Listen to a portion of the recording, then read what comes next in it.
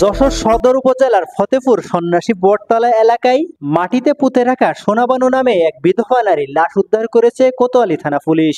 শুক্রবার দুপুরে ফতেপুর গ্রামের সন্ন্যাসী বটতলায় সাত্তার মোল্লার বাগানের ভিতরে মাটি চাপা থাকা অবস্থায় লাশ উদ্ধার করা হয়। নিহত সোনাবানু ফতেপুর গ্রামের মৃত আলতাফ মোল্লার দ্বিতীয় স্ত্রী। নিহত নারীর স্বজনরা জানান, গতকাল বৃহস্পতিবার সন্ধ্যার পর থেকে নিখোঁজ ছিলেন সোনাবানু। খোঁজাখুঁজির এক পর্যায়ে আজ শুক্রবার দুপুরে নিহতের বাড়ির কিছু দূরে একটি বাগানের ভিতর ছড়ানো ছিটানো মাটি দেখতে পান স্বজনরা।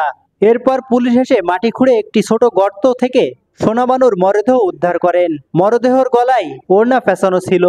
পুলিশ মরদেহ উদ্ধার করে ময়না তদন্তের জন্য মর্গে পাঠিয়েছে। নিহতের স্বজনদের দাবি, সোনাবানুর স্বামী মারা যাওয়ার পর এক সন্তান নিয়ে দ্বিতীয় বিয়ে করেন। সেই স্বামীর আগের ঘরের সন্তান ছিল। দ্বিতীয় স্বামীর ঘরে সোনাবানুর আরো দুটি সন্তান হয়।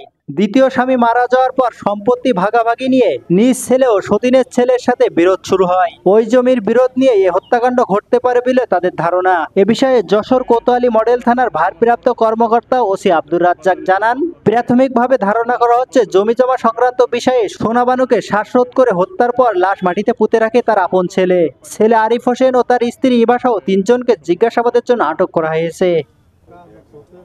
ডেস্ক রিপোর্ট, সমাজের কথা।